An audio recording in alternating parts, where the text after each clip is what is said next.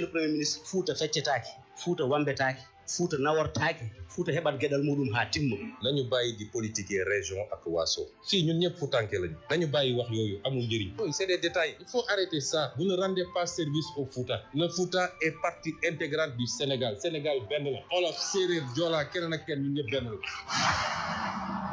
Présidence de la République 45 milliards la ñu consommé maanaam 15 milliards par mois le président Bassirou Diomaye Faye genn wàllu milliard 500 millions lay dépensé par jour ci trimestre bi bu. lii problème bi mooy doo wax loo xam wala loo maîtriser. Monsieur le Président Abdou Mbow, je pense que vous avez mal lu le rapport d'exécution des dépenses de la présidence. Univers FM 98.0. Univers FM 98.0. xibaar yu wér te wóor di suñu bàkk xibaar yi ci Univers FM.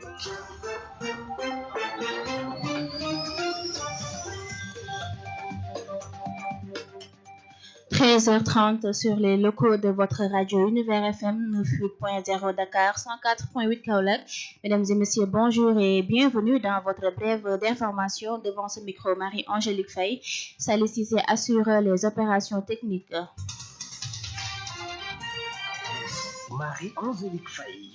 Plusieurs responsables issus de PASTEF ont été limogés hier de leurs fonctions dans l'administration sénégalaise par le président Bassirou Diomaye Faye. Parmi eux figurent Mouhamadou Lamine Bara Lo, ancien DG de l'OFP, Bara Amadou Ba, ex-directeur du 3FPT, Alioune Kébé et Waly Diouf Bodian. Après l'annonce, les intéressés ont réagi avec sobriété sur les réseaux sociaux, saluant pour la plupart le devoir accompli, rendant grâce à Dieu. Aucun d'entre eux n'a toutefois contesté la décision présidentielle. Loi de finances significative. Le projet de loi de finances rectificative n'a pas encore été régulièrement reçu par l'Assemblée nationale. Dans un communiqué publié mercredi, l'institution dirigée par Ousmane Sonko précise que le 29 juin dernier, elle n'a pas reçu du secrétaire général du gouvernement le décret présidentiel ordonnant sa présentation, mais dans le texte. Constatant cette absence, les services compétents ont tout de suite retourné le dossier pour qu'il soit complété avant toute inscription à l'ordre du jour. Cour des comptes, Abdoul-Majib Gueye, officiellement installé comme premier président. Il a pris les rênes hier à Dakar lors d'une audience solennelle. Magistrat d'une quarantaine d'années d'expérience, dont plus de 30 ans, consacré au contrôle des finances publiques. Il succède à Mamadou Faye. En cérémonie marquée par des hommages du président sortant, a réuni plusieurs autorités nationales et délégations africaines. Le nouveau premier président s'engage à moderniser l'institution, à renforcer son efficacité et à poursuivre sa mission de contrôle des deniers publics dans le respect des principaux d'indépendance, de transparence et de bonne gouvernance. L'essentiel de l'actualité avec Marie-Angélique Faye. À Ziguinchor, Idrissa Benjamin Sané dénonce la gestion municipale après les fortes pluies. Leader de la plateforme citoyenne Ziguinchor a vivement critiqué la gestion de l'équipe municipale à la suite des fortes pluies ayant touché plusieurs quartiers. Après une visite de terrain, il a dénoncé des routes impraticables, des zones inondées, un réseau d'assainissement défaillant et un éclairage public insuffisant. Il interpelle le président de la République, Bassirou Diomaye Faye, et propose un plan Diomaye pour la reconstruction de Ziguinchor axé sur la réhabilitation des infrastructures urbaines. Le candidat a déclaré à la mairie appelle également la population à sanctionner le PASTEF lors des élections territoriales de 2027, estimant qu'aucune n'a été faite. Macky Sall est attendu cet après-midi, comme vous le savez, à Dakar pour une audience avec le président de la République, Bassirou Diomaye Faye. C'est dans le cadre de sa candidature au poste de secrétaire général de l'ONU. La permanence de l'Alliance pour la République APR a été prise d'assaut par des militants jeunes femmes et des responsables de l'ancien régime sont dans l'effervescence pour l'accueillir. Cet engouement témoigne de la forte mobilisation du parti et de ses partisans à l'occasion de son retour au pays. 100% sport. En sport, pour terminer, les Lionceaux du Sénégal, sacrés champions d'Afrique, les catégories U15 et U17 ont été récompensés par le président de la République et la Fédération sénégalaise de football. La cérémonie s'est tenue avant-hier à Dakar. Chaque joueur a reçu une prime financière, un iPad, une bourse d'études couvrant 24 mois ainsi qu'une assurance maladie. Ces distinctions visent à saluer leurs performances sportives et à accompagner leur parcours scolaire et personnel. Par cette unité, les autorités encouragent l'excellence sportive et investissent dans l'avenir de ces jeunes champions sénégalais. C'était tout pour votre brève d'information. La version Wolof vient dans une poignée de secondes.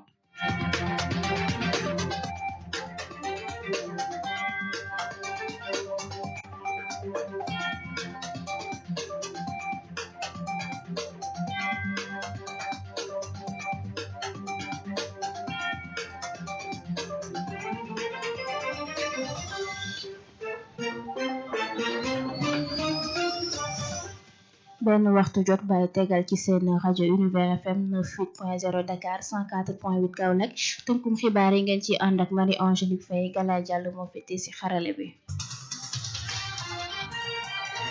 xibaar yi ak Marie Angélique Faye.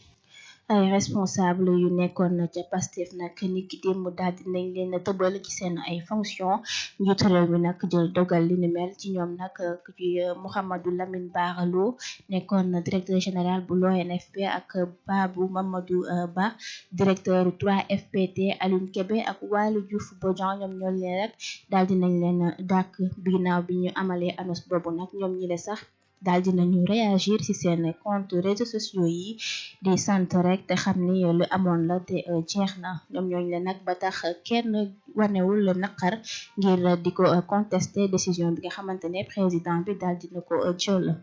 wax lu jëm ci loi de finances rectificatif bu 2026 projet de loi bi la nag ñoom waa assemblée nationale daal duñu ci jot bu ñu sukkandikoo ñoom ci seen ay kàddu nag ñu publier woon na niki mercredi bi ñu weesu ab ci institution bi nga xamante ne Ousmane Sonko moom moo ko daal di jiite nekkoon le 29 juin ñoom ñooñu la nag ni lu ñuy xam ne rek moo di jotuñu benn message ci secrétaire général bu gouvernement bi wala ab décret présidentiel boo xamante ne day wane ngir ñu def li ñu mel ci ab seetlu nag ñu tax ñu seetlu ci tamit lu baree bari surtout si manque de compétence bi maanaam liggéey bi nga xamante ne dafay tàggatee mbéy lu baree bari ci noonu sax mu nekk ab dossier boo xamante ne dañ ko war a mottali ngir mën a amal inscription wi ci ordre du jour yi li wax lu jëm ci cour des comptes Abdoul Majib Gueye officiellement moom léegi moom moo toog jël lenge yi moom mi ne nag ni ki démb la woon ca Dakar ci ab audience solennelle gi mu amaloon mu nekk magistrat bu am ñeent fukki at ci expérience ci milieu boobule